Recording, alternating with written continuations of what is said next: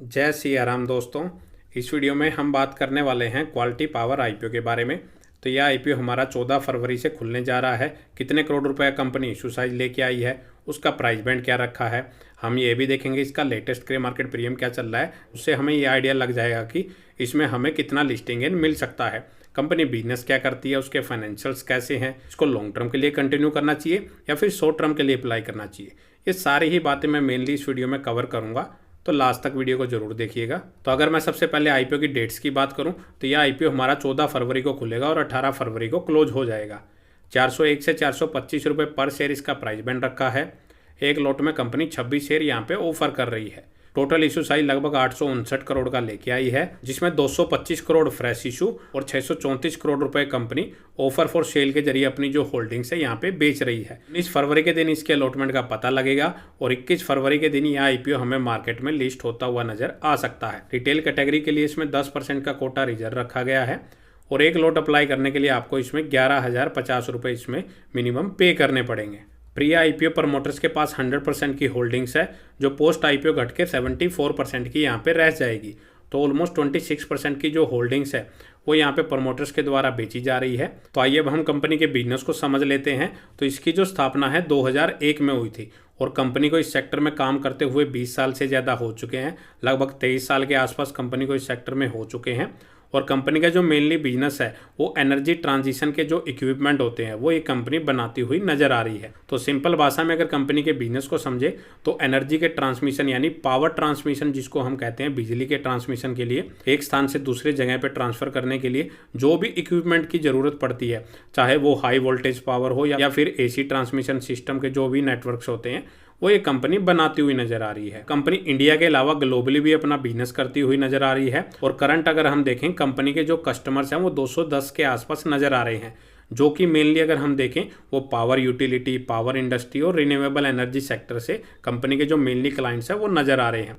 Company के product portfolio की अगर हम बात करें तो उसमें मेनली पावर सेक्टर से रिलेटेडली जो पावर ट्रांजिशन के काम आते हैं प्रोडक्ट वही नज़र आ रहे हैं, जिनमें अगर आप देखेंगे reactor, transformer, instrument transformer, line Turner, metal enclose capacitor और कंपोसाइट्स, ये इसके पावर प्रोडक्ट हैं। उसके साथ ही पावर क्वालिटी सिस्टम में अगर इसके प्रोडक्ट देखें तो static war compensator, harmonic filter, capacitor banks and shunt reactors, ये कंपनी के प्रोडक्ट नज़र आ रहे हैं। तो ठीक ठाक कंपनी का जो बिजनेस मॉडल है वो नज़र आ रहा है और इसके अगर हम फाइनेंशियल देखें तो ठीक ठाक कंपनी के फाइनेंशियल नज़र आ रहे हैं।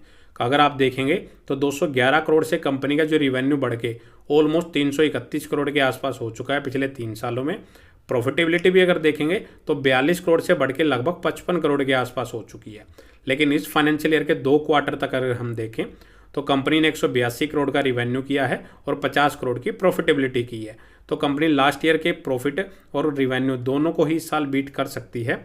और कंपनी के पास रिजर्व देखें तो 150 करोड़ के रिजर्व हैं और सिर्फ 26 करोड़ के आसपास इसके ऊपर डेप्ट नजर आ रही है। और इसकी अगर हम टोटल मार्केट कैप देखें तो लगभग 3300 करोड़ की इसकी मार्केट कैप है, 0.2 का इसका डेप्ट टू इक्विटी रेशियो है और 33 के मल्टीपल पी पे पोस्ट आईपीओ अगर हम पी देखें तो वो अपना आईपीओ लेके आ रही है। 13 के आसपास इसका ईपीएस चलता हुआ नजर आ रहा है। तो इसको अगर हम इसके लिस्टेड कंपटीटर से कंपेयर करें तो उसमें जो इसके कंपटीटर्स हैं उसमें transformer and rectifiers, Hitachi energy limited and G and D India limited, ये इसके कंपटीटर्स हैं।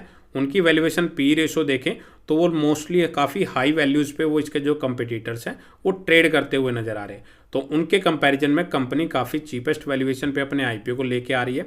तो वैल्यूएशन वाइज देखें तो कंपनी ने काफ़ी रीजनेबल वैल्यूएशन यहाँ पे रखी है। और अगर हम ऑब्जेक्ट देखें कंपनी मार्केट से पैसा क्यों रेज कर रही है तो मेनली अगर हम उसमें देखें तो कंपनी ने अभी हाल फिलहाल में ही Mehru electrical and mechanical engineers limited इस कंपनी का एक्विजिशन किया है। तो उस एक्विजिशन में जो भी कॉस्ट आई है उसकी पेमेंट कंपनी इससे करने वाली है। साथ ही कंपनी अपना कैपेक्स करने वाली है।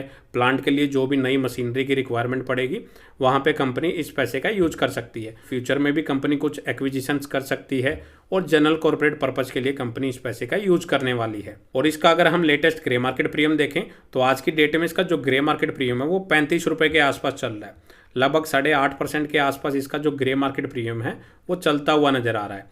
तो अब सवाल आता है कि क्या इस आईपीओ को अप्लाई करना चाहिए या अवॉइड करना चाहिए। तो मेनली कंपनी का जो बिजनेस मॉडल है वो ठीक ठाक नज़र आ रहा है और उसके फाइनेंशियल्स भी काफ़ी अच्छे नज़र आ रहे हैं। तो अगर आप सोच रहे हैं कि मैं लॉन्ग टर्म के लिए अप्लाई करना चाह रहा हूँ तो उसके लिए आप कंपनी के बिजनेस और फाइनेंशियल्स को जरूर स्टडी कर सकते हैं। वो काफ़ी अच्छे उसके फाइनेंशियल्स नज़र आ रहे हैं। तो हो सकता है कि आने वाले टाइम में कंपनी काफ़ी अच्छी ग्रोथ कर सकती है।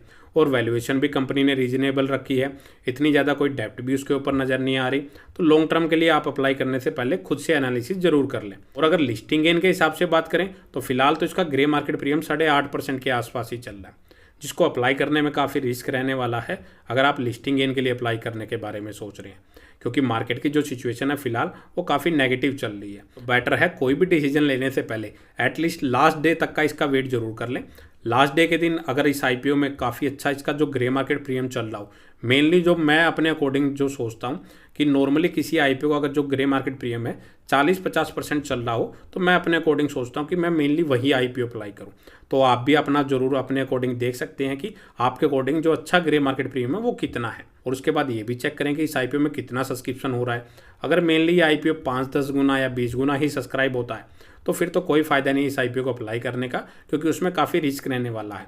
और अगर यह आईपीओ 50, 60 या 70 या 100 गुना सब्सक्राइब होता है तो शायद से इस आईपीओ में लिस्टिंग गेन मिलने की संभावना हो सकती है, क्योंकि इतना अच्छा सब्सक्रिप्शन होगा तो शायद से इसके ग्रे मार्केट प्रीमियम में तेजी भी आ सकती है। तो जो भी अपना डिसीजन ले लास्ट डे एनालिसिस करके ही लें तो बेटर रहेगा। बाकी चॉइस आपकी है, जो भी अपना डिसीजन ले अपने फाइनेंशियल एडवाइजर से डिस्कस करके ही ले। इस वीडियो में इतना ही। अगर आपको वीडियो अच्छी लगे तो वीडियो को लाइक करें और चैनल को सब्सक्राइब करना ना भूलें। जय सिया राम।